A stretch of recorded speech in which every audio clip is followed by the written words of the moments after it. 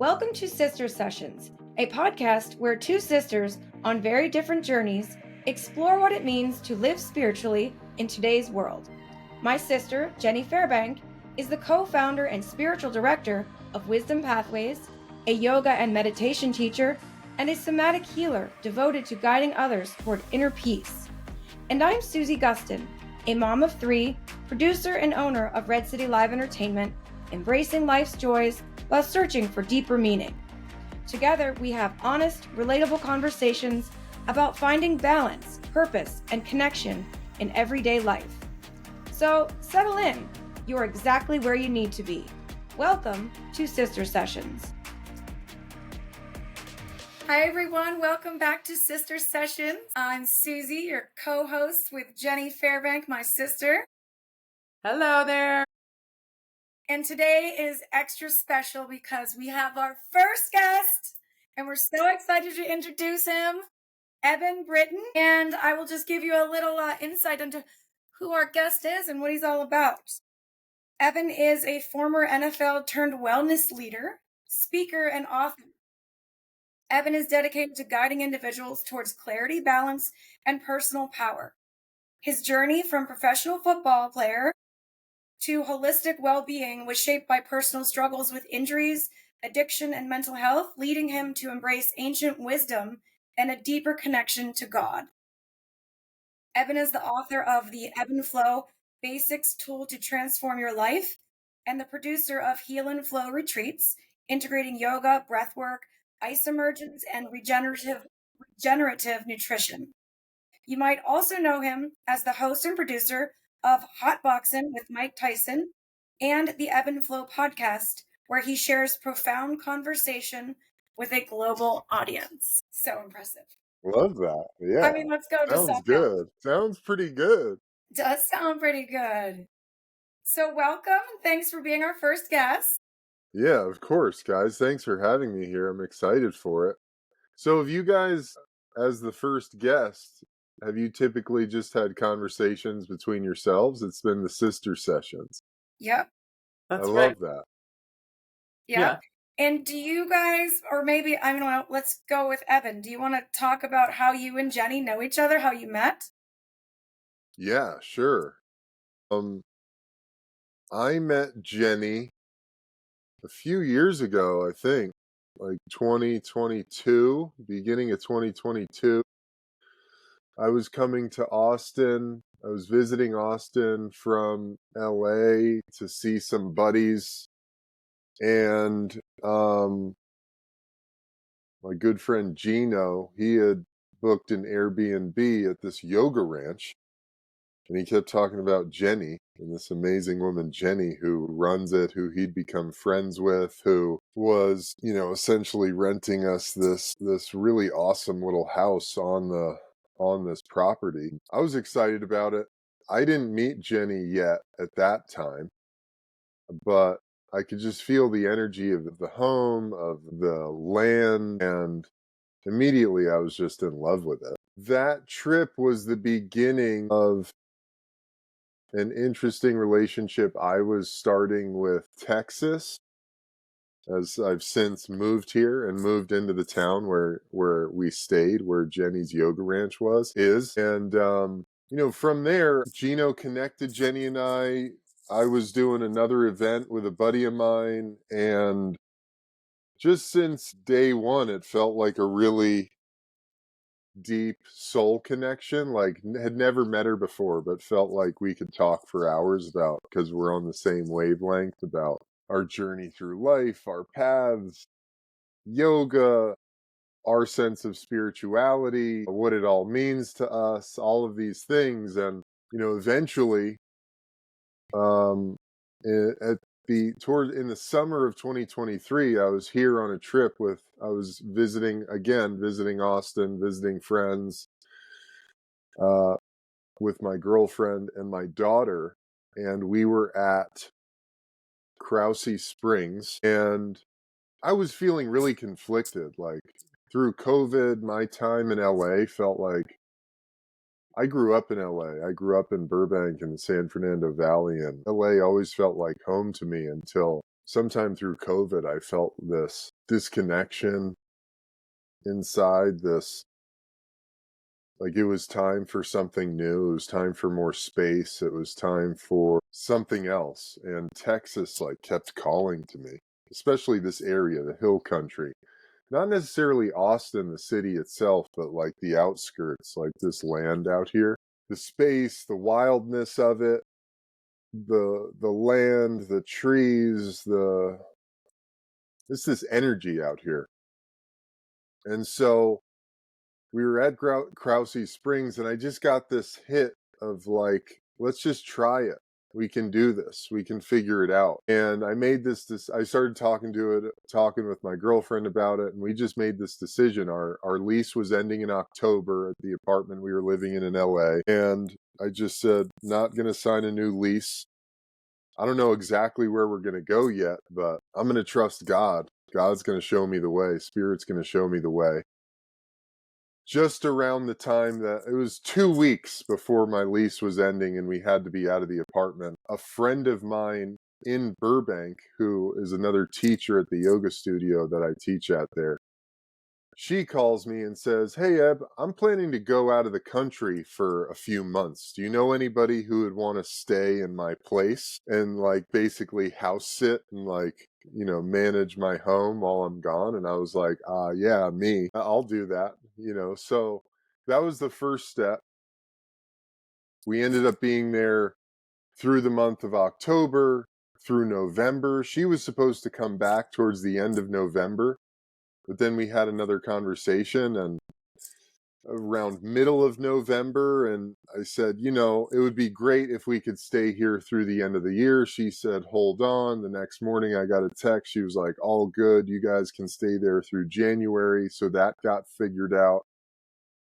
And then sometime in there, I'm having a conversation with Gino again. And I tell Gino, I'm like, hey, man, I've made the decision, like, we're going to move to Austin, the Austin area. And he just says, hey, Jenny is looking at moving and is in need of someone to come and take over her management responsibility at this yoga ranch, Ruby Retreats. And seems like it could be a perfect fit. I'm going to connect you guys and you can just take it from there.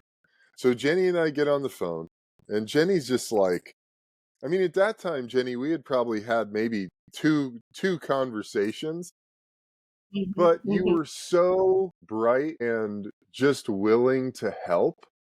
And I felt so grateful for that, because we get on the phone and you're like, it's me, my girlfriend, Kat, and Jenny. And Jenny's like, so tell me what's going on. And we tell her the story, Jenny goes, well, some of my best friends have actually already committed. They're going to be moving in here. They're going to be taking it over. But one of my really good girlfriends who lives down the road in Wimberley has a little bit smaller property, but she's looking for someone to come and live there and rent one of the homes on the property and sort of manage it and potentially help her monetize it, doing events and stuff. So I was like, what? That sounds perfect. So Jenny connects us with Melinda, who owns the property that we live at now. And it was like just totally perfect. I mean, we had one call with Melinda, ended up coming out here the week of Thanksgiving. Kat and I get here and it's just like, wow, we're home. How did this even happen? And about a week before that, I was saying about a week before the call with Jenny, I was saying to Kat, I was like, I might be totally insane here, but I am totally surrendered to the reality that God is going to show us the next step to take. We get on the phone with Jenny. Jenny connects us with Melinda. We're out here like the next week. Come to the property. We're having coffee the first morning we're here after the first night sleeping in the bed in the room of the home that we now rent. And we're looking at each other like, how did this happen? We're home. Like, this is our place. And Melinda was like, yeah, this was totally divine and perfect. I've been looking for this. And anyway, long story short, Jenny has been the muse, the fairy godmother of like connecting dots for me and helping me, realize a dream that's been percolating for a long time, which feels like now just kind of the beginning of, because we really want land. We want to have a space of our own that we can tend and manage and love and, and help flourish. And here we are, and we get an opportunity to do that, to start learning about what that actually looks like, So, Wow. that's sort of that's the short version. And it feels really magical every time I talk to Jenny. It's like something magical happens or comes out of it. That's awesome. Jenny, is that how you remember it? No, but you know what, Evan? Like I can't tell you how joyful it makes me to have connected you with that land and to help you realize your dream, because that's the power of source. Like when we're in tune and we're in the flow and we trust and we stay open, and your joy is my joy, and you're realizing your potential and your life source, and you giving your energy to the cause of spirituality and growth and awakening is everything. It's everything. And it just, I told Susie before we started, my heart is so tender right now. My heart is tender. I just came out of a really incredible session earlier, and I was meditating right before the call, and I'm like on the verge. So I will probably cry a lot during this talk, because I just feel so much love in my heart. And I'm so grateful to know you and I and love all. that, Jenny. It's amazing. What a beautiful first guest to have such a connection. And I, Eben, have been listening to different podcasts that you've put out throughout the past few years and trying to really get an understanding for your background and what you stand for. And I told Jenny, I said, this is incredible. Like, he is immersed just like you. Like, you are immersed. I don't meet that many people that are immersed the way Jenny is. It's not really big in where I live, and I love it. I think it's beautiful. But when I was listening to different things that you were talking about, I was like, man, I can see why these two have found each other's souls in this life. And this is a great connection and friendship for sure. Yeah, absolutely. Yeah. Absolutely. But I will say that there were so many different things that I want to like ask you, and I wrote down a couple of things that you've said, and I'm not sure you'll remember saying them because some of Yeah. them were a year or so ago. But one of the things that you did mention was, and I don't know if you still believe this to this day, or if you kind of changed your thought process, but you were talking about how that you believe there's a split in humanity right now, where one side is going like 100% into a digital tribe and all about technology, and the other side is going back to source and nature. Do you still feel that same way? To a degree, yes. I think that's definitely true. And, it's interesting, my cat, I mean, it's simple to call her my girlfriend, but she's just so much more than that. We were having this conversation yesterday, and I was having this interesting experience of looking at some people that I know and feeling the last couple years in general for me have been a really interesting journey of shedding relationships with people. This was a question I had for you, so this is interesting. I want to hear what you have to say. And, like people who I would have said was one of my best friends, like the relationship just exploded, imploded. And my part in it was definitely that I was coming out of a divorce and I was going into a really serious phase of being in a cocoon, like a hermit phase of kind, going into isolation. Isolation sounds a little bit extreme because that, I think, has some somewhat negative connotations to it of, despair. And there was a lot of that. There was a lot of grieving. There was a lot of really deep, heavy work that I had to let unfold and process and heal and reconcile and come to terms with. And I think some people that I was really close to maybe perceived that as some, like, I was saying fuck you to them or something, which never happened, but they sort of took it that way and decided to send me, text messages and emails and things that basically ended the relationship, which was interesting to watch, and interesting to navigate. And yet again, I sort of, in this moment, I've really slowly made my way, started the making of my way out of that cocoon back into the light, into this sort of new beginning that I'm experiencing now, which is amazing. And it's a testament to the reality of there's phases of our life as a human. There's a lot of phases that we go through, and no matter how dark it may seem, you will find your way back into the light if you're able to be with it and allow yourself that opportunity of sitting in it and healing and integrating what's there for you, because it's like this is where God lives, in the darkness. It's easy to say we believe in God and we believe in spirit and we believe in a divine plan for our lives when it's all light and sunshine and Yeah. butterflies and champagne flutes. But when it's really dark and difficult, that's where God really lives. And a lot of us, myself included, for as long as it takes or as long as it serves us, we'll do everything we can to escape those difficult times.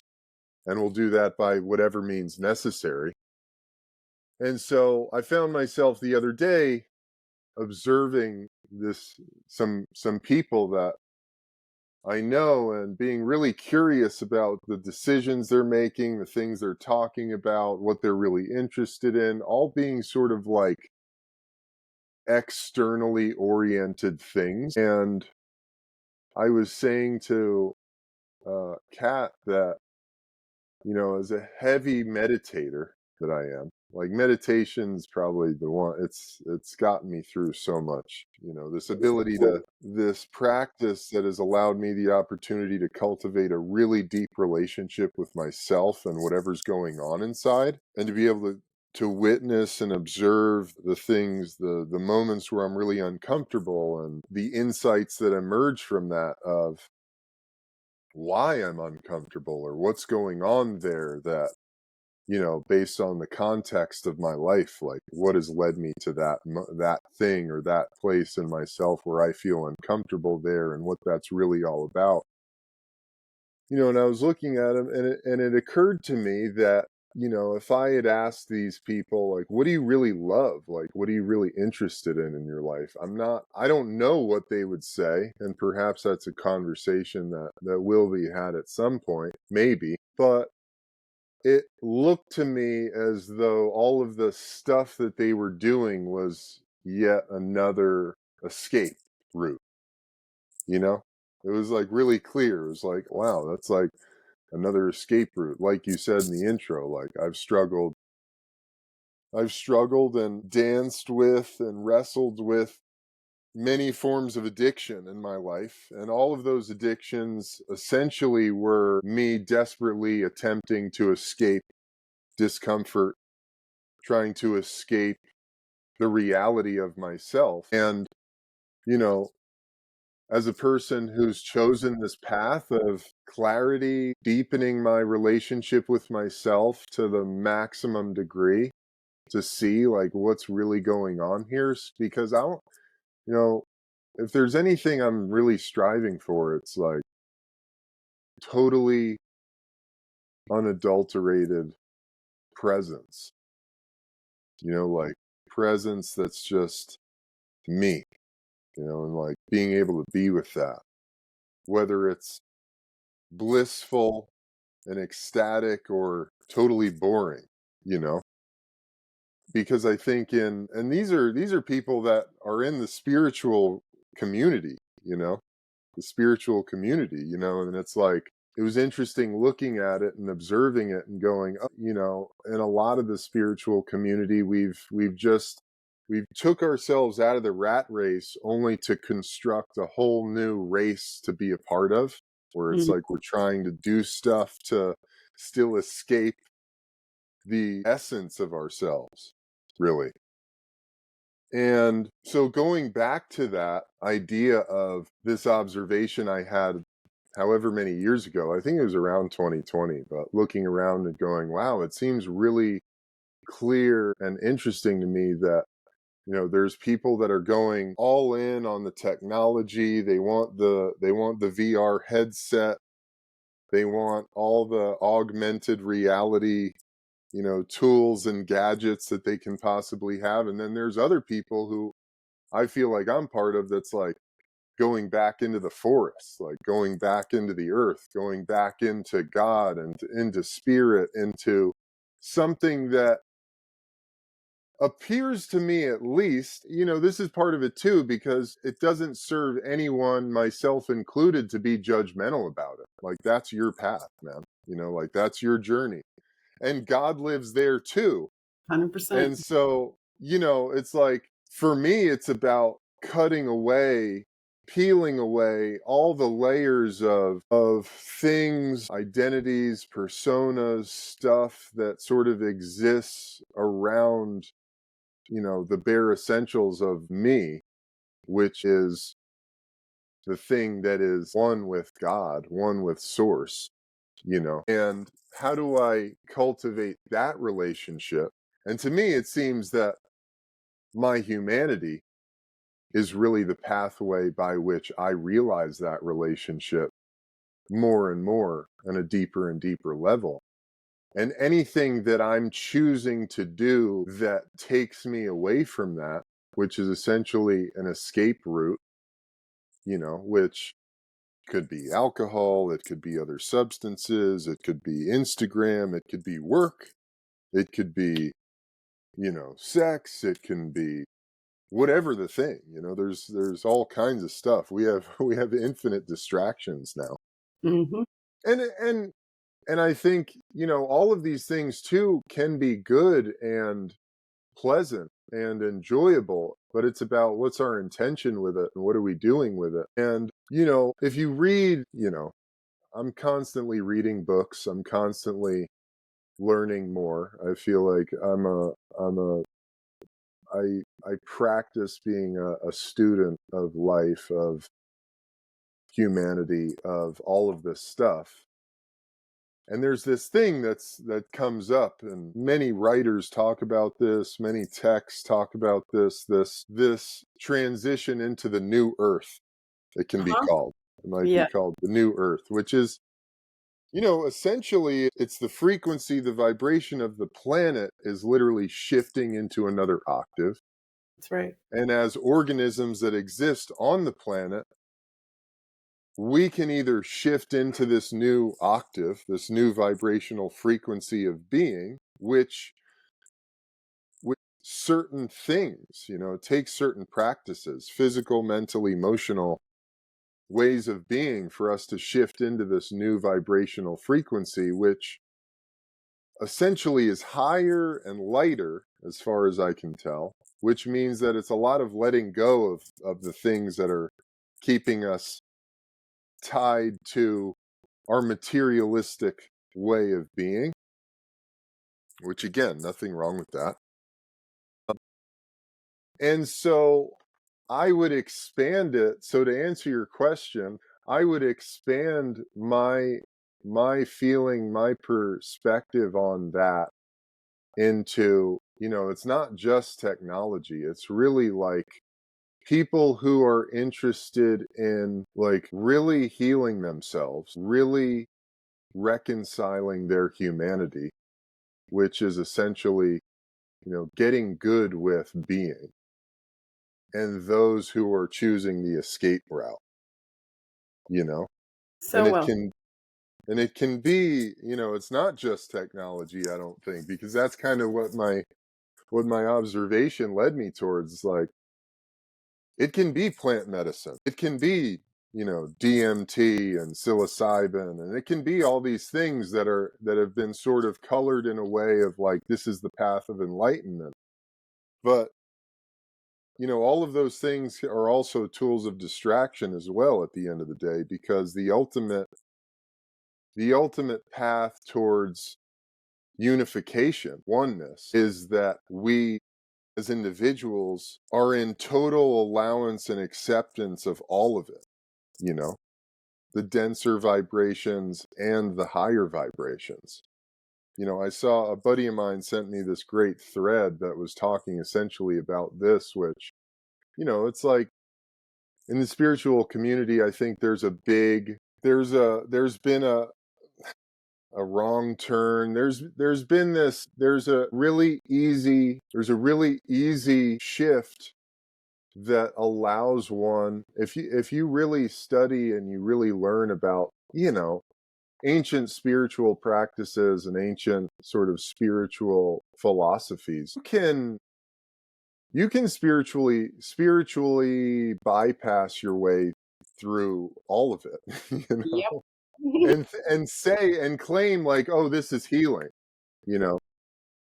And so I think it's really like that's actually the divergence that's occurring. It's like people who are going into true healing reconciliation of all, and then those who are just interested in, escaping that or not being a part of that, which entails the disallowance of sadness, of which I just always equate to the disallowance of your humanity, Yeah. you know?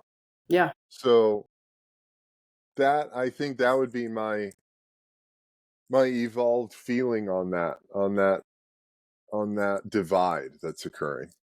Yeah, I had a feeling it was going to go a little bit more. That's why I wanted to bring it up and see like what your thought was on that. So, how long would you say like consciously you're on a spiritual journey? Would you say that about yourself? Oh, that's a good question. I could say that. I've also said and felt that, to me, this is life. Life is this journey, it's the soul's journey in a human body. It's like the spiritual experience. Yes. Yes. We are all on a spiritual journey, whether we're aware of it or not. It's a different. Yeah. Yeah. So it's not like Yeah. something that where you were like, okay, now I'm going to switch gears and this is my journey. It's you are saying that this has been your journey your whole life. It's just It's everyone's, Mhm. where, no, yeah, I just feel very strongly that, we know this, we are light beings. We are children of source. We are a fractal of the one. And we're all having a slow journey back home, and we're all on a different part of that journey. And it's all okay. Whether you are a fundamental materialist or living in the Himalayas in a cave, we're all going to get to that same destination at some point in Yeah. some lifetime. Yeah, exactly. Yeah. It's important, I think, it's all our perception is the confluence of everything we've ever been through in our lives. That's right. And so how we perceive it is what it is. And it's not really about, like Jenny said, I mean, you can live your whole life unconsciously, and you're still going to get what you needed out of it. That's When right. you go back to source, when you go back to soul land, and you're Have back your life in, review. and it's like, well, that was what that journey was about. That's what that journey was about. And we're all on varying planes of experience, existence, where it looks different and feels different, and appears different to all of us. And, all of it at the end of the day, while it may not, like to me, it may not at one point, because now I look and I go, yeah, it's all fruitful. It's all fruitful. If you if you're getting like blacked out drunk, you know, on the weekends, like, hey, that's going to be really fruitful for you Yep. in some way. Yep. It might not feel like it. You might not even be conscious of that in the moment. But that's going to reveal things that you couldn't find any other way, or that's just a totally other experience that, at the end of the day, at the end of the life, really, it's like you're going to be taking that information home with you. That's right. But I think it's interesting, just unpacking this more, especially in the West. I feel like our context in the West is a really unique one.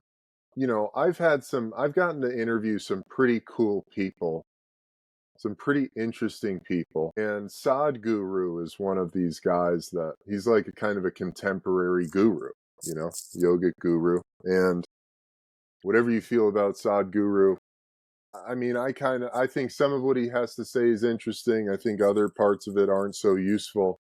I started But that if episode.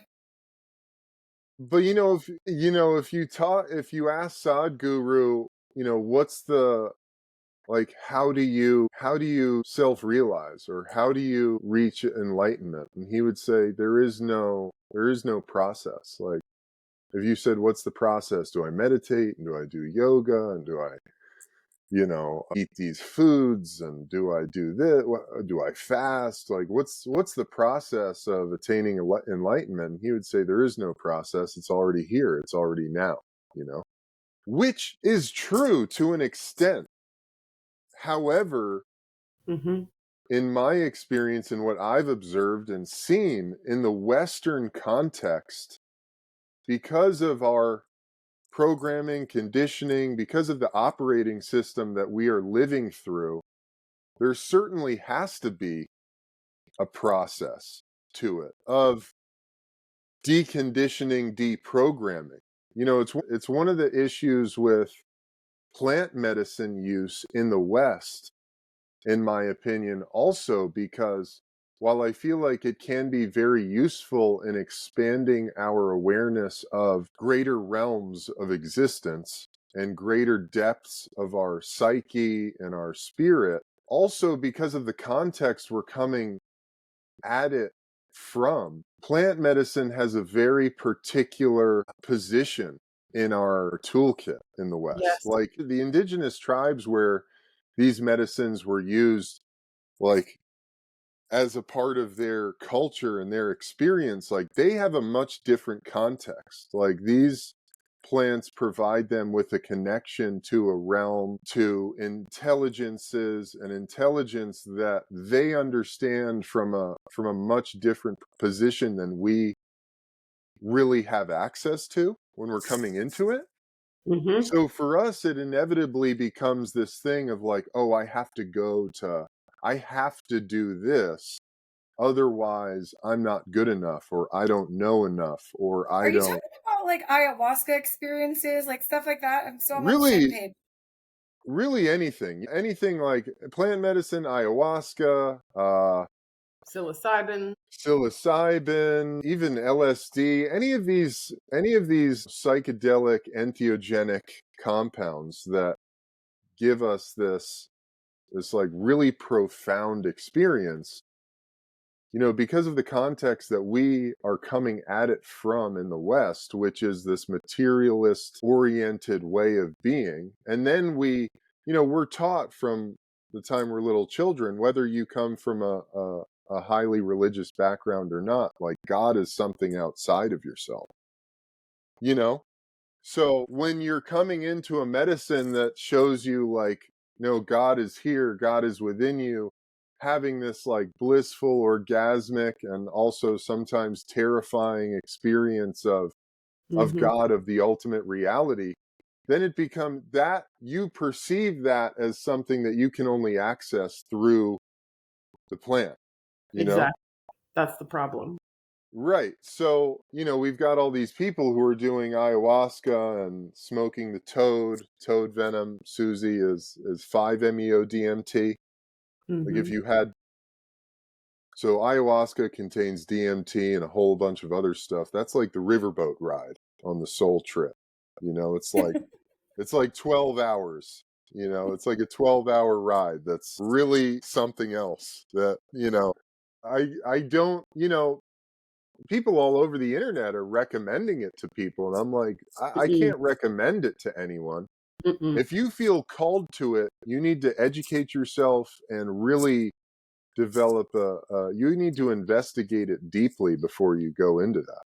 Yeah. And then the toad, which is 5-MeO DMT, that's like you get on the fucking UFO and you just blast off and it's like 20 minutes.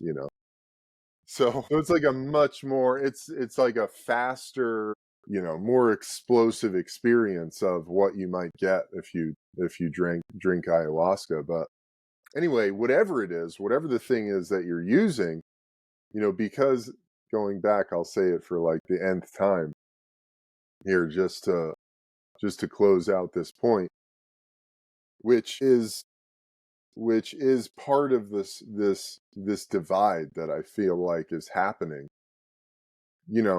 You start to perceive this thing as being something you need as a human to attain something, Right. rather than the total, which, it's like you think of God. God is unconditionally loving, accepting, allowing. Like, look at all the universe.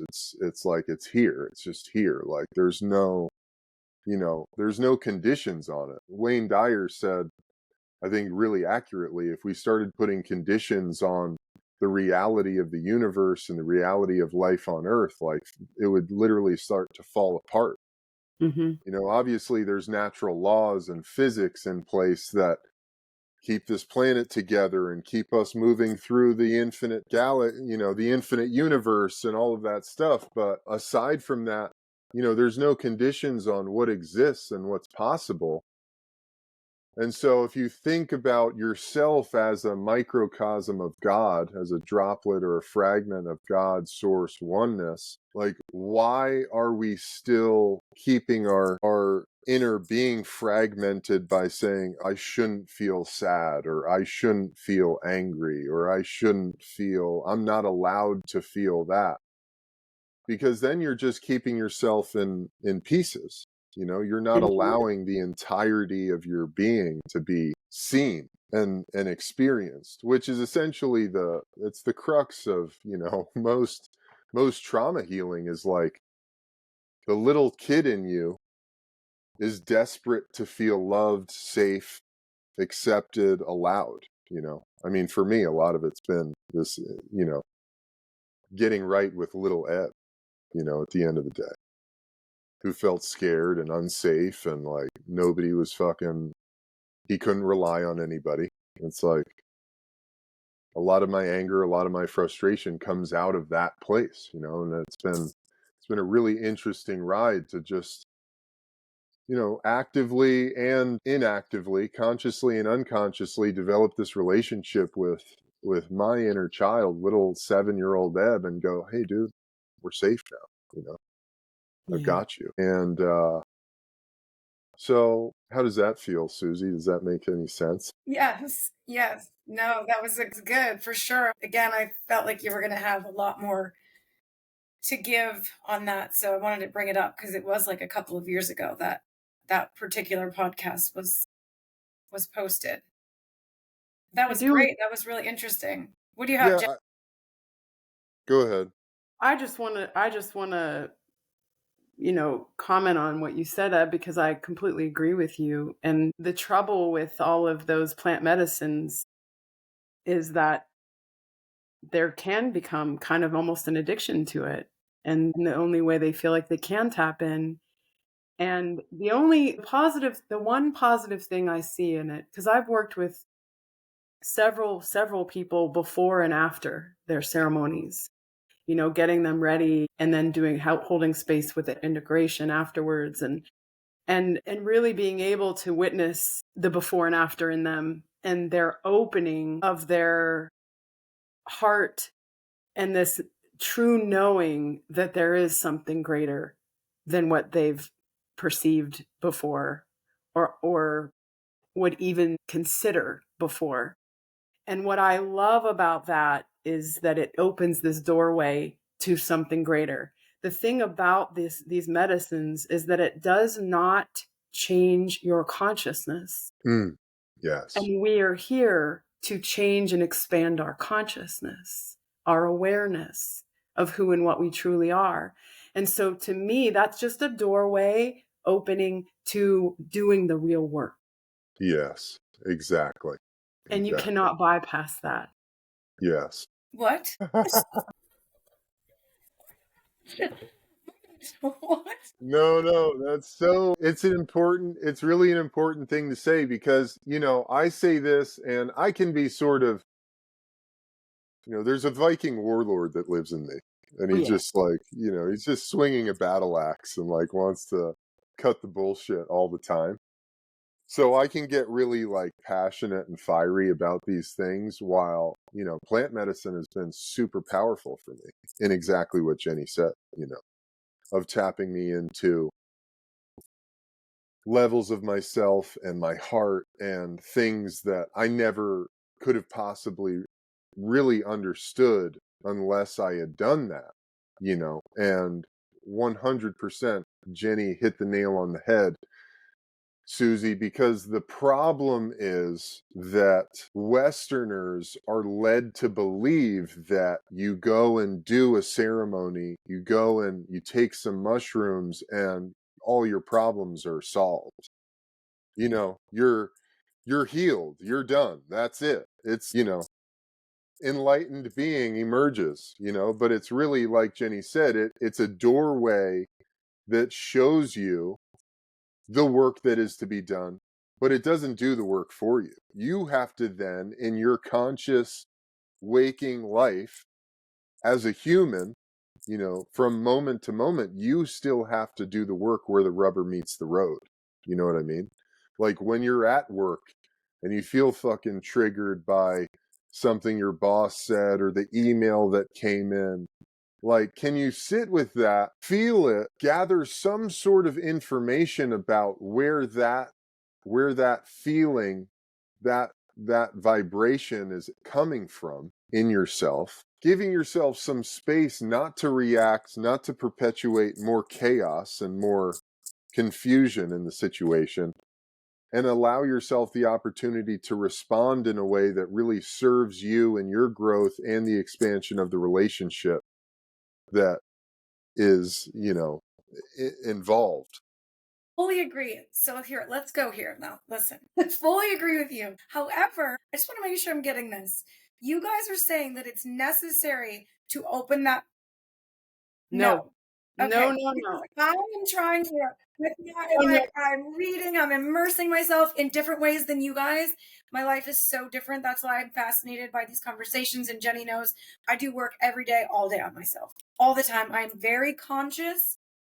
Like you just said, if that were to happen to me with a coworker, a boss, or whatever, a neighbor, like, being mindful, thinking, having the thoughts, making the right choices, and nobody's perfect. And I'm like, also doing those things that do benefit, like you, Jenny, saying you did the work with these people and you did the before and after, and you saw this awesome open portal that they now can engage with that they couldn't before. I think you have to really know yourself. And like being that I'll be 48 in a week, I think I know myself way better than to ever dabble into that. There's no trust there. Listen, this is definitely not something you have to do or in any stretch. I have never done it. I've never done any of those things. Amazing. It's amazing. Meditation is my way. I know that the work has to be done. That experience could be great for maybe more seeing through what's going on with me in a deeper sense. But I know it's not necessary. Okay. Well, for me, it's like I feel like I always have when it comes to any, like having the choice of taking any of that psychedelics or anything like that. I mean, I've been the only one in a room who hasn't been doing that. Like, I've literally made a choice, not because I wasn't around it, but because it's been a choice. I But love like, that. I just don't, I feel like I can go so deep just right now in my brain that I don't trust that part. Uh-uh. I love Well, that. yeah, and you don't have to. And the thing Yeah, is, I think that people are drawn to those medicines. A lot of people are drawn to those medicines for different reasons. But one of the reasons is because they are so lost and at a place where they're desperate for answers and understanding and really feel called to find answers within themselves. And this has become so much more accessible in the Western world in the last decade that it's almost like, well, I don't know what to do, so I'm going to do this because I don't know how else to deal. And there are other ways to deal. And there that I work with people who don't do these things and who, we go and do the real work because that's the way. As you were described it so beautifully earlier, Eben, when you were talking about, really you were essentially explaining the spiritual path, when you're really focusing, when you're really on it, where you're peeling the layers, where you're unblocking all that's hiding our bliss. It's in there. And our work is to uncover that so that we can become self-realized and know with every fiber of our being who and what we really are, and this powerful energy that we are. We are Buddha and Jesus and Yogananda and Krishna. We just haven't realized that we are yet. And that is our work, is to uncover our true essence. And we do that by being supremely present with ourselves, to be able to make conscious choices, to have control of our energy, to know that we can choose, that it isn't from our patterning, our subconscious patterning, that we just live our lives, but we actually are not saying, no, I'm taking full responsibility and becoming empowered to know that I have complete control over my inner life. I have zero control of what happens outside of me. I have all the control in how I respond to life. That's the essence of this whole thing. To wake up to our potential, that we have infinite amounts of energy. We just forget. amen. Amen. There you go. No, that's totally right on. It's totally right on. I guess, my final word on the plant medicine topic is just that the issue is that it's been weaponized like everything else against people into feeling ashamed if you're not doing ayahuasca, or you don't know what, Guru Steve on the internet's telling, you haven't talked to the angels, and you haven't like met God because you haven't done ayahuasca, because, and so that creates more problems. Yep. We've got enough already to contend with. Like, there's enough healing, there's enough doubt to dissolve, there's enough fear, there's enough shame, there's enough guilt, there's enough of all this stuff just from, life itself, that we have to manage and navigate and unfurl and heal and reconcile, that like we don't need more of that stuff. This stuff, these plant medicines should be a tool of expansion if you feel called to it, not something that, is deemed by whoever, people who think they, because they've done 1,000 ayahuasca ceremonies, like, oh, that's how you got to do it. Like, it's just, so really, back to the posture that I'm in currently is just like total, it's just a real clarification in myself of at least what it's all about for me and what all of that stuff is out there. And if I have anything to share with people, it's exactly what Jenny said. It's like, you have everything you need inside of you right now. You don't need anything else. Like Susie, you've made a conscious decision, a conscious choice not to do those things. And I think that's amazing. Like, because that's really what the work is, in any sort of, psychedelic experience, it's just a condensed version of your day-to-day life, because you're going to face adversity in there.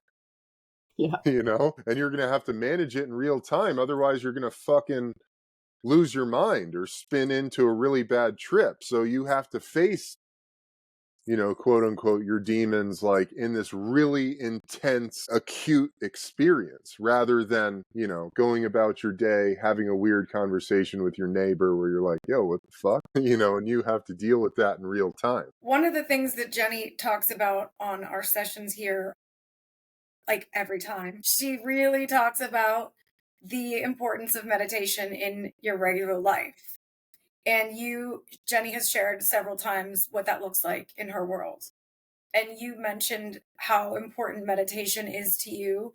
Would you share with us, like, what does that look like for you? What is your meditation routine?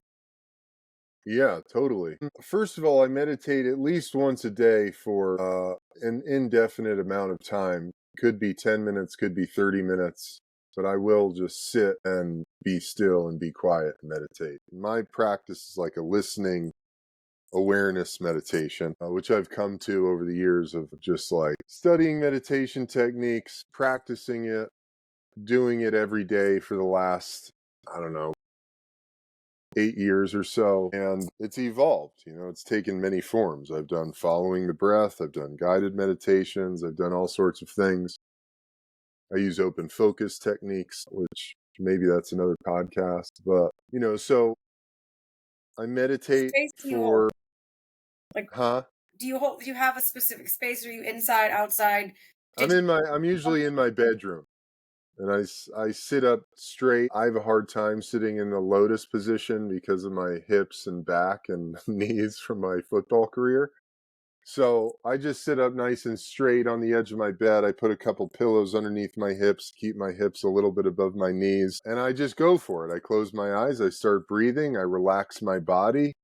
That's the beginning of it, is just really relaxing my body, letting go of any tension, noticing where the tension is that I'm holding. It's in my neck, it's in my hip, it's in wherever. Just little by little letting that go, letting my body soften, soften, soften. Then I bring my awareness to the sounds coming into my ears. Eben, as you're talking, Jenny looks like a proud mother. Like, yay!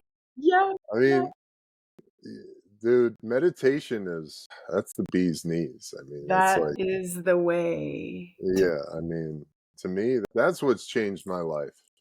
I'm a different guy, and continue to be. Yes. Meditation is profound when you commit to it and you really practice it. So there's that. And then, what's taken shape over the years is like any time, and this only happens with meditation, the recognition of this only takes shape with a disciplined meditation practice, where throughout my day I start to see like, wow, I'm really, like, my mind is really running here. Like, my ego's really like, I gotta figure this out, I gotta make it happen, I gotta be good, I gotta sound cool, I gotta do the right thing. And so then I can have this opportunity where I relax my body, I bring my awareness to the space around me, I bring my awareness to the sounds coming into my ears, and I bring my awareness to my breath. I start breathing in and out of my nose, because chances are I started like, mouth breathing and getting really shallow, and my nervous system got kicked up and my amygdala starts firing and I'm going into a fight or flight mode, even though I just have an email to send, or I'm just about to jump on a podcast or whatever it is. And it's like, so practicing presence, that's where, meditation starts to, it just like it's one of these things. I always describe it as in the Karate Kid, Mr. Miyagi has him doing wax on. He's like washing the car, wax on, wax off. Then he's painting the fence. He's like going like this, and he's not learning any karate. But then he gets into a fight, and he knows how to fight because he knows how to like use his hands. Yep. Because he's been painting fences and washing the car. And And it's like, what about this one? He's trying to catch yeah, the fly. exactly. And it's like that is what meditation is. Exactly. Meditation is this thing that you're going to have these profound, you're going to experience these profound moments of presence and awareness that you never would experience otherwise. And again, this comes back to our context in the West, a kid who's raised in China or Japan or India or somewhere with like an Eastern background, that like even the language is different. If you look at the language, like in Japanese, like the word for a tree encompasses that the tree is constantly growing. It's not a static object. In English, like we just have the word tree and it calls to mind this image of a tree that's just fully formed. And there's no awareness of like the roots that are going down into the earth and the branches and the leaves. And it's like in this constant flow of life into death and so on and so forth. So the context that we have is just it's a unique one in the West, and particularly in America, because we're like in this, you got to be doing all the time. Yeah. And so that wires our system in a really specific way. It's so true. That creates issues for when you're trying to live in harmony with yourself and with like what's actually happening in your life, especially now. I think more than ever, going back to the idea of us moving into a new earth, whatever that looks like, I don't really know, but it seems like there is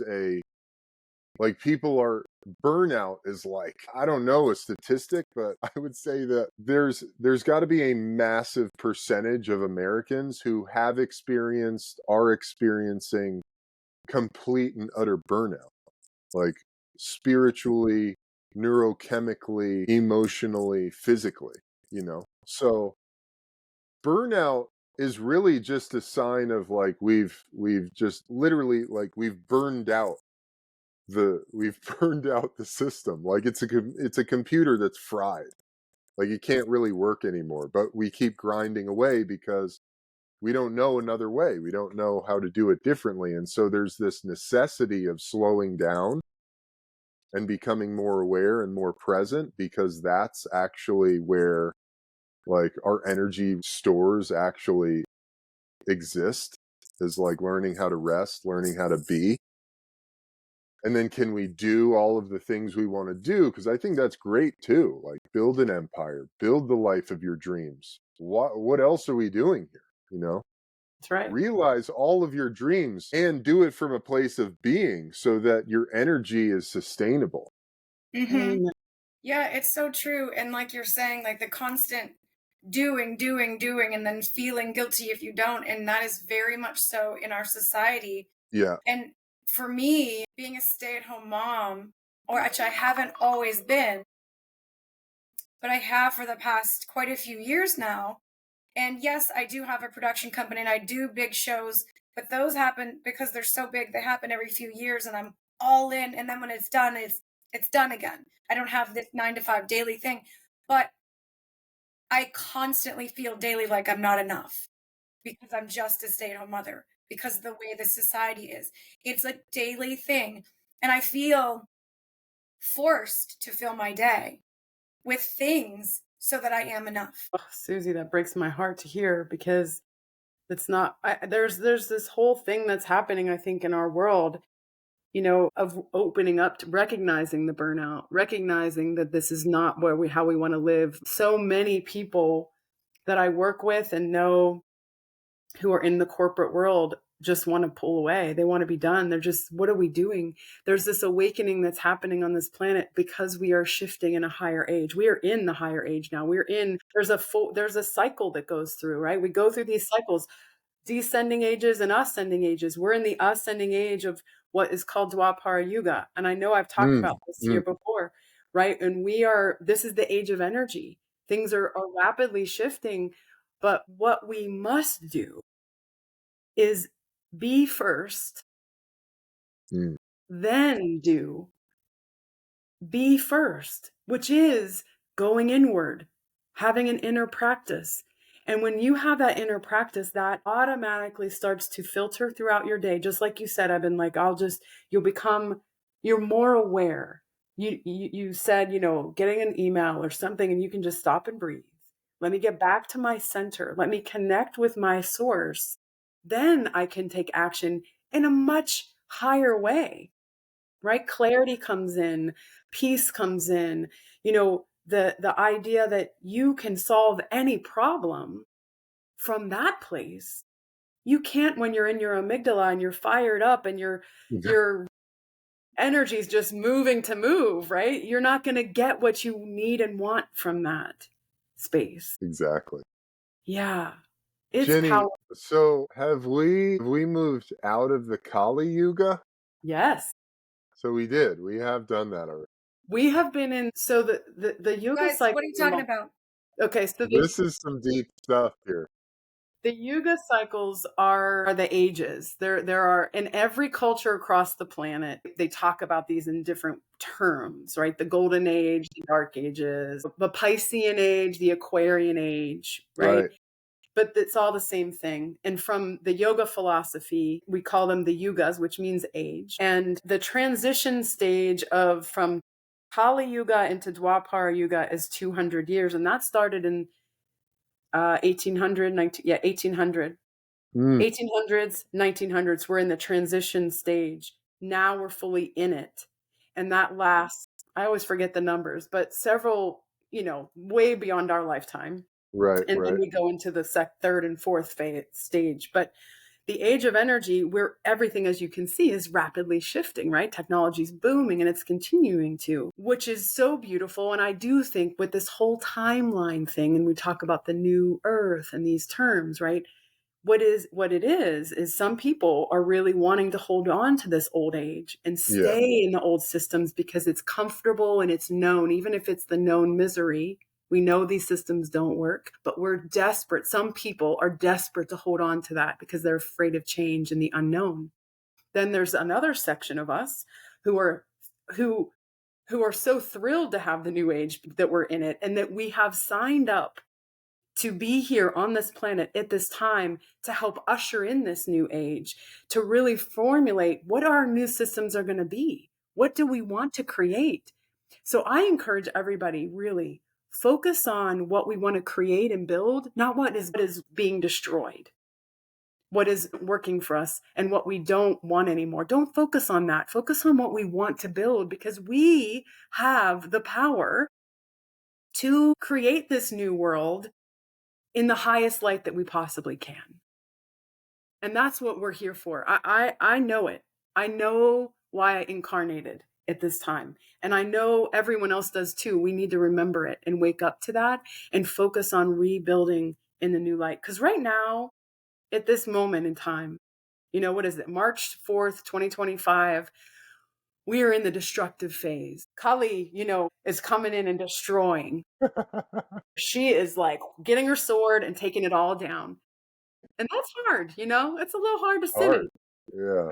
But we need to sit in it. And we need to accept that this is what's happening and not fight against it, but actually surrender to it and say, okay, it's all being torn down, which it needs to, honestly, so we can rebuild and not be afraid of it. Don't be afraid. Relax, it's just chaos. Hey, That's it, man. That's it. No? But here's the thing. What's really powerful and important in this space is that we have that choice to either be afraid and be worried and focus on what if, and the negative side, or we have the choice to be in the light and to stay in peace and be in our inner world and develop that inner world, because what we're doing, either way we're choosing, we're feeding the collective. Yes. Do you want to feed fear, or do you want to feed love and joy and peace? Yes, exactly. Boom. Boom. That's it right there. That's it. I mean, that's the task. That's the task at hand. We've gotta really concentrate our energy on what we want to build and create rather than what we're losing. Absolutely. And and we're both all I would say all three of us are creating that in our own way. I'm building a healing sanctuary here. It's happening. I see it, I feel it. I'm going to be a hub for people who need to come and have respite and get away from the chaos, to teach them people how to meditate, how to find your inner world. You're doing this too, Eben, in your way with your podcast and all the things you're doing. And Susie, you're doing it in your way with this podcast. And yes, don't give me that look. You're meditating too now. That show's good for everyone. Don't give that look, Susie. You're doing it too. Let's show. You're doing it too in your own way. We all have our unique way of bringing the light to this world. And that's what we focus on. And that's the exciting part of all this. I find this to be thrilling. This time in our life, in this world, is thrilling. It doesn't have to be scary. Because here's the thing. Our soul can never be destroyed. It can never be in harm. Our soul is always safe and protected for infinity. This human form, just a shell, just a spacesuit we're temporarily using as a temple for our soul, part of our soul. Our whole soul doesn't even live in this small little body. Can't. That's a trip. Right? So Look at Susie's face. She's heard me say this before. I take it all in and I do my best with all of it. Yeah, I know you do. I love that. Yeah, Jenny's always like, come live here, come live here. Like, what do we do? Yeah, I'm in the woods. Talk about just, kind of reverting into Nature. Which is beautiful. And yeah, it's awesome. Yeah. Susie, have you ever read the book Journey of Souls? No. But Have you read it, Jenny? You check that out? Yes, I know. Yes, it's an incredible book written by this guy, Dr. Michael Newton. And he used hypnosis to regress thousands of people back through past lifetimes, through the experience of death and what happens to the soul after death and where it goes. And everybody talks about the same thing. And that's a really powerful book that totally transformed my perception of what we're doing here, what it's all about. Like, it's a pretty incredible book. Yeah. I am obsessed with near-death experience stories. I have read as many as I can get to. I listen to all the podcasts on it. I can't get enough of it. I think part of it is like, I know I crave being there, and I crave that. I do. I crave it. I'm like, oh, I know that feeling. I know that love. I feel it so often. I'm not immersed in it, obviously, like being there, really. Yeah. I'm not that you're physically there, but I mean, I know we go there at night. I feel very, very, I know our souls don't sleep, and, we can play around in the astral realms in our time, Yeah, no doubt about it. I had a really interesting dream a few years ago. Ooh, tell us. Well, it wasn't even really a dream. It was an experience it was such an interesting experience I felt I was going into oneness, into just like total oneness bliss, and then back into my body. And then into oneness, like into the everything, and then back into my body. It was so incredible because it was that. It was that I was having that experience of like my soul dissolving back into source and then coming back into my individual form. And then it was so interesting to have this. It was really an experience, like while I was asleep, but I was kind of awake, but I'll never forget it. It was really profound. Because it was real, Eben. You were real. Yeah, exactly. It was so clear. It was like, oh yeah, that's the feeling of oneness. That's how that feels. And then I'm back in and it wasn't like sad. It was just like a really clear experience I was having of This is what the oneness is. This is what being an individual is, in my human body. And then I was back into the oneness. It was really incredible. Wow. That's an That incredible. is incredible. Good for Yeah, you. it was wild. It was an interesting time. That was like a big expansive time for me when that dream came about. Like I was having dreams and visions of like living on other planets and dreams of past lives and living in these places. And one was this cliffside town. All the buildings were, I don't really want to say made of clay, but it was all like stone and everything. And I was having this life in this village, in this town, it was built into this cliff. And then fast forward a year or so, and my mom and her Italian boyfriend were watching this movie, and the place was on the movie. And I was like, where is that? I've been there. Like, I've lived there. And they said, that's Cinque Terre in Italy. And I'd never been to Italy before. But I was like, that's the place. I've been there. I've lived there. Like, I've walked around those streets. Like, that was it. So I got to go there and check that out at some point. The most exciting thing, isn't it? Yeah.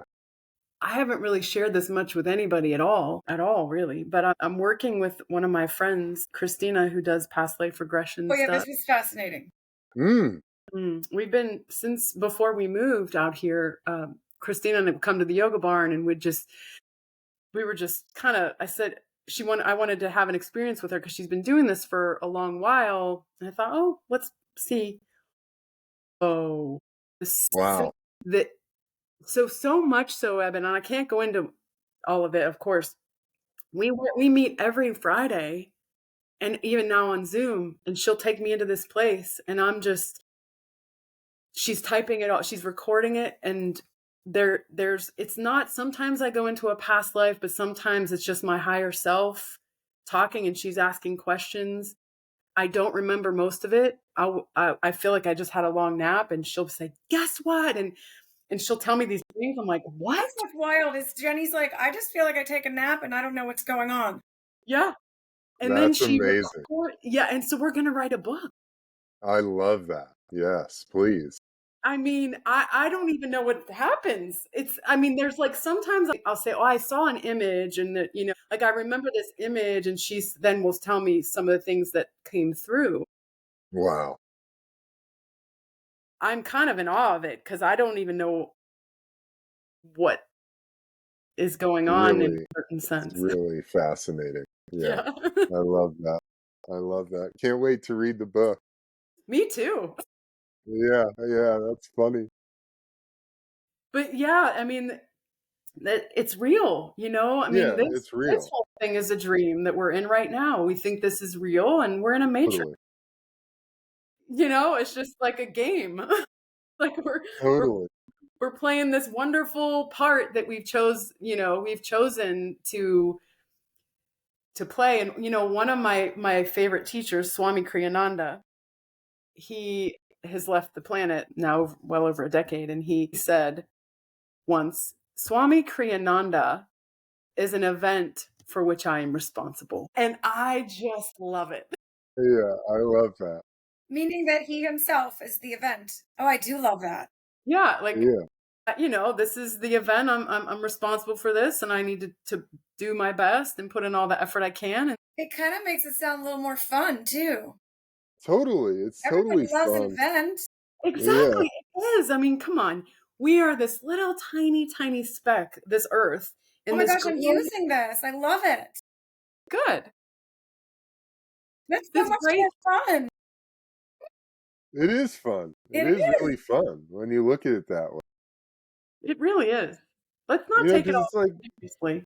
yeah, I mean, dude, we're all just like living a storyline, Is it a story that's really fun and exciting, or is it really sad and miserable? I mean, It's so true. Oh my goodness. You know? Yes. Like whenever I got, my gosh, when I got divorced, I went through a really bad divorce and abusive relationship, whatever. And when I came out on the other side, people would say to me when I was single, "Oh, you'll never marry again, will you?" Like assuming the worst. And I'm like, "Wait, are you kidding? That's not what I deserved. I deserve a second chance. Why would I settle for that was my story? That would suck." Yeah. I would blow Yeah. my mind when people would say that. Like, what? Mm. Yeah. Hmm. And here I am Yeah. happily married. Love that. Of course. We write our own stories. It's No We just really funny doubt. how people assume that you go through something so bad for so long that that defines you. Absolutely not. I do not take ownership of that. That's right, sister. No, you don't. Amen. Amen. I believe that you used the term radical accountability in one of your episodes. Yeah, I think the whole episode was named that. Yes, I didn't get through it, but yes, I will. Yeah, But I I think did. Yeah. that's part of the task, you know. It's like taking accountability for the life you're experiencing. Do you like it or do you not? Does it not feel like what you want? And then if it's not what you want, then you get to start making decisions that take you in the direction of what you really want, you know. Yep. And recognize And why you don't do it. It's because there's some fear there that's buried that's stopping you. So you got to yeah, uncover that so you can move forward and take action. yeah. I heard this great thing that another yogi might have been Ravi Shankar or something like he said this great thing like we view past as being like we had all these opportunities and there was all these possibilities, but we chose this one, and God, what a disaster that turned out to be. But we look at the future as being predestined. He's like, what if we switch that? What if we look at the past as being predestined? That's exactly what we had to experience to get us to this point, and the future is just totally open and full of possibilities. You know? Yes, Mhm. I love that switch. And it's Mhm. exactly what we're talking about, because it's like, you know, from the soul's perspective, you chose this life. You chose the pain that you've experienced for a very specific reason, for you to grow into the being that you're destined to be. You know, so like you said, Susie, like you come out of this, all of us have had some fucked up relationship at some point, you know, where we go, you know, you get to either be in like the victimhood of it, or the unconscious, like, oh yeah, that was that, and then you end up in another relationship that's just the same. exactly. Or you go, you know what, fuck that, I don't deserve that, I deserve this. Like, I choose love, I choose a partner who supports me, encourages me, lifts me up. That's who I'm going to go and get. And then all of a sudden, and because you create that story, you create that out of the experience that you had, out of the challenges that you faced. You grew and expanded yourself through that pain and suffering into this new being. Mhm. So Yep. anyway, I love that idea. And that's it. I mean, that's what we're here to do. It's like grow and expand. That's right. Yeah. Oscar Wilde says, you know, even if we're in the gutter, we can still look at the stars. Right. So it's like, it doesn't really matter where you come from, where you start, where you are. You can always see a higher reality for yourself. Absolutely. For sure. Focus on what you want to create, not what you don't want. That is beautifully, perfectly put, and it's simple, and it's like that's the real work. It's like focus on the reality you want to build and create, rather than how fucked up it seems, Exactly. or whatever. The longer I've been on this journey, consciously on this journey for a very long, almost over 20 years, more simplicity. Mm, yeah. It just becomes more and more simple to the point of truly 2 words for me. Love God, which is everything. God is everything, right? Love God. God is you, God is me, God is the flowers and the trees and the bees and the dogs and the cats and everything. Love God. It's that simple. And if you come from that place, the world opens up in a way that is beyond comprehension, because we are these beautiful beings of light that just want to go home to bliss. That's all we want. And we think bliss is going to come from this material world and obtaining things or gaining clout or status or whatever. And we know that's not true. Once we obtain it, it doesn't do what we think it's going to do for us, because we're really looking and craving to go home to bliss. And that lives inside of us. We don't have to look outside of us for 1 second. Yet, we can't help it because there's so much shiny goodness out here, which is great. But that's the Maya, the delusion, the alluring of, ooh, but look at this shiny object and look at what you can have and look at what you can do and be. And all of that is beautiful. And that's partly why we're here too, is entertainment. But we have to keep our eye on the prize and our focus in the right direction, because then freedom lies there. Yeah. Wow. So that's all I have to say. That's it. Well, I'll tell you, Eben, you have set the bar high for other guests. So, yeah, I love that. That should be interesting moving forward. Oh, geez. Now what are we going to do? Mic drop. We're done. Yeah, I did want to ask you, though, about your heal and flow retreats. And if you could tell us, what does a heal and flow retreat look like? What do you do? Yeah, heal and flow is really, that's a labor of love for sure. I mean, it's everything that Kat and I have experienced in our own lives that has brought us together, brought us greater sense of love and joy and peace in ourselves and our lives. And we put it all into this 2-day experience where we move our bodies, we do yoga, we breathe, we do breath work, we jump in an ice tub. So we do something hard together. We cheer each other on. We're supported by a really loving, encouraging community of people. We have typically between 15 to 25 guests at each event. And then we supply everyone with really healthy, nourishing food prepared by our dear friend who's a chef. It's like regenerative meats and organic fruits and veggies and just like really high vibe, delicious food. And then a whole bunch of supplements that I love that we use all the time that help with, balancing hormones and making you feel good, and great coffee. And really the coffee bar is like my favorite part of it. It's really this 2-day experience of sharing with people tools and activities and an experience that connects them to what really matters in their lives, Is this So it's, something that you do with the same community of people, or do you have people from the public can follow you and sign up to go? yeah, it's new. It's a new group almost every time. We've had a handful of repeat guests, which is super fun. Like, it's fun to connect with a community that keeps coming back together, who just loves the experience and the environment that we create. But yeah, it's open to the public. We don't have one on the calendar for this year, because of a lot of life stuff. We've had to take a little bit of a break, but it's definitely something that we'll continue to do. And as soon as we have a date for the next one, I'll be sure to share it with you guys. Cool. Eben, I just had a thought that you need to do one at our healing sanctuary at some point. Yeah, we would love that. Yeah. Let's definitely figure that out. Yeah. That would be fun. I Yeah. would love that.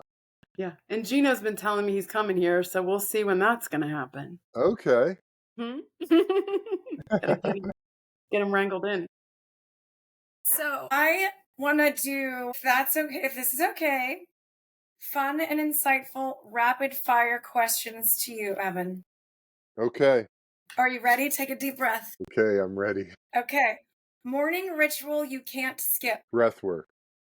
One book that changed your life. I'm going to say Letting Go, The Pathway of Surrender by David Hawkins. Favorite mantra or quote. This too shall pass. Go-to song when you need a mood boost. Oh, that's a good question. That's different all the time. Right now, it's this great song. Kat and I were just dancing in the kitchen to it. It's called Drum Dialogue by a guy named James Asher. It's an instrumental drum song I love music, so I'm writing this down. Drum Dialogue. by James Asher.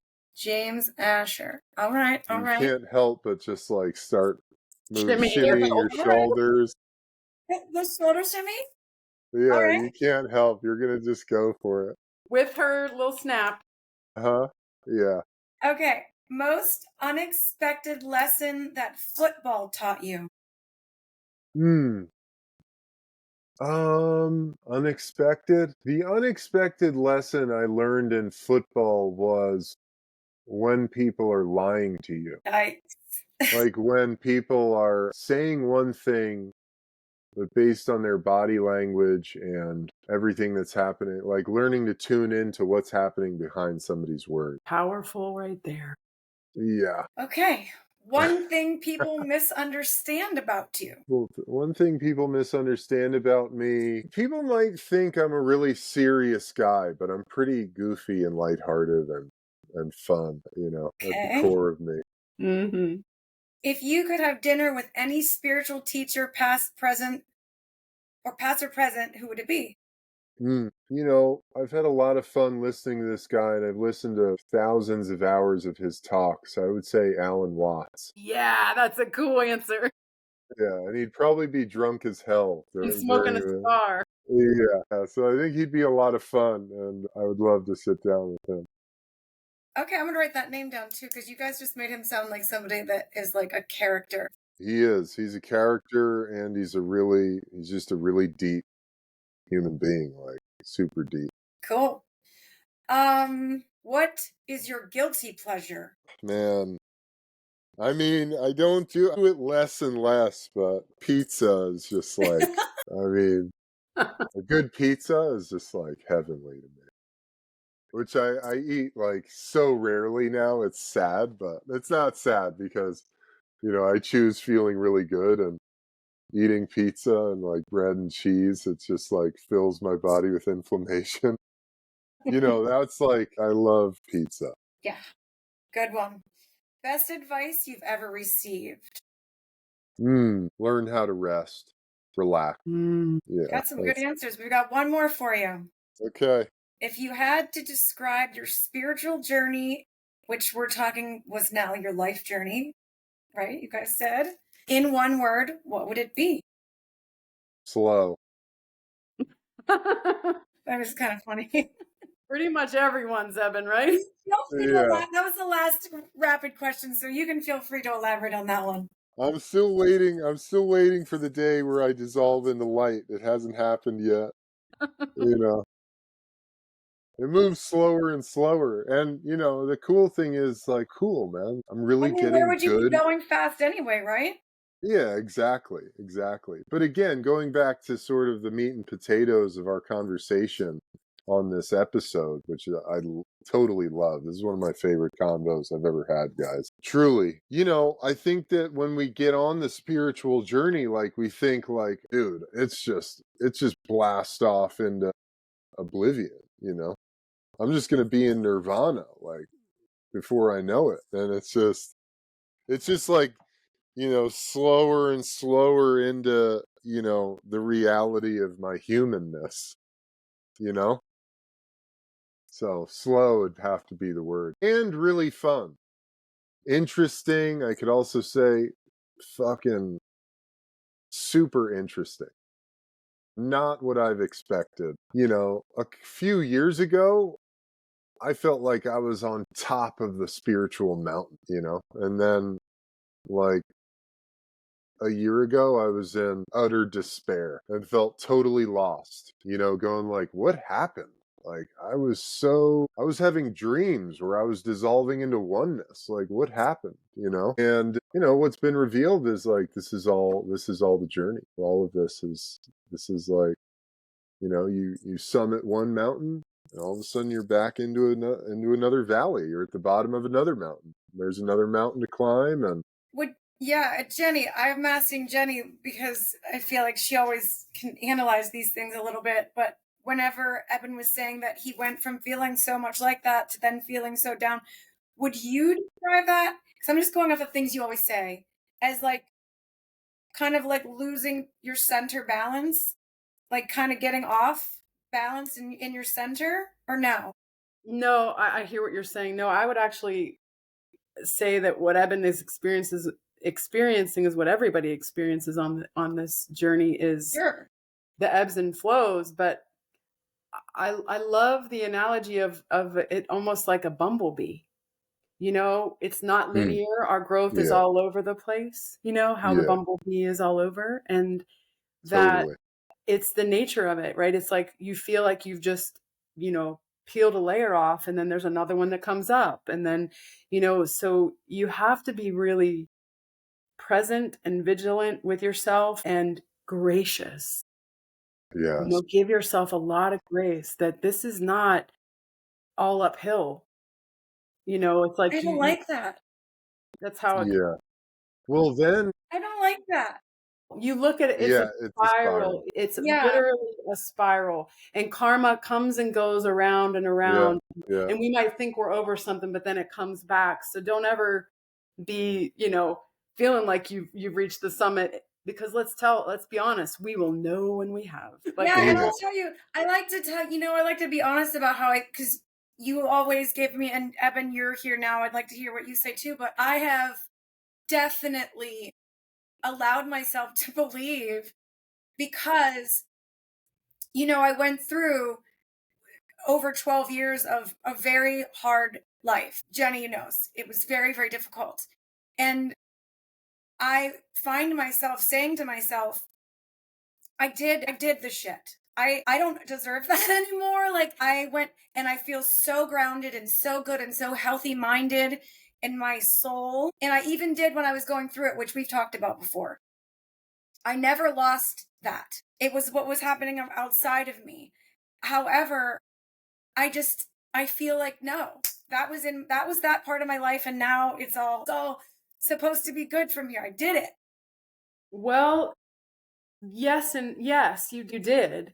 And you grew tremendously from it. You worked through a lot of karma, and that's not the only karma you have. yeah, Sorry, but that's just, we all have a lot of it, right? So other things, and it doesn't mean that life is going to be terrible, and it yeah, doesn't mean we're going to have these massive dramatic experiences. It doesn't mean that at all. Right. It can look in all kinds of different ways. We just have to be ready for whatever it is and accept whatever comes our way, because whatever comes is for you. It is coming for you personally, for your growth. Right. There's nothing Yeah. that I happens know that. outside of that, right? Yes. and I love the model of the spiral. And for a long time, we're walking in a circle and it's just on a flat surface. And you're just experiencing the same shit over and over again. And then one day you decide to do it differently. You start to grow and change, and it becomes this spiral upwards. And so now you come into contact with the same karmic pattern, but you're a little bit above it now. Like you can see it, you see it from a new plane, I a like new that. space. Okay. You're a new person. You've got more experience. You've grown. So now it's like you're looking and your head's a little bit above it, so you can go, "Wow, that's cool."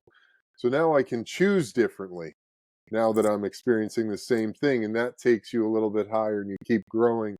So it becomes that spiral upwards when we start to choose to grow and change and I like that. step into the unknown. And I'll say that you know the hard is just, it's going to look different, like every, and any time and every time that we're stepping into the unknown, your nervous system and your brain is going to freak out. You're going to go, what the fuck? No, nope. I got to go back. I got to go back to where it's comfortable and warm and safe. Yeah, it's stagnant there, but at least we're safe. That's what your brain is saying, and your nervous system. So you got to be constantly willing to just like go into the unknown and remind yourself, like, no, this is what we want. This is what we want, and the hard and the uncomfortable and all of that stuff is what comes with that. The other thing that came to mind, because I do also love the analogy of the bumblebee's flight. It's like fucking zipping around and going in circles. There's another great guy. His name is Neville Goddard, and he talks about taking a quantum leap. And so, the quantum leap is essentially the result of a lot of hard work, a lot of like excavation, healing, reconciling, discipline. You've done a lot of work and you feel like you're on a plateau. And then all of a sudden, one day you take a quantum leap and you're in a whole other reality. But that's also a shock to your system.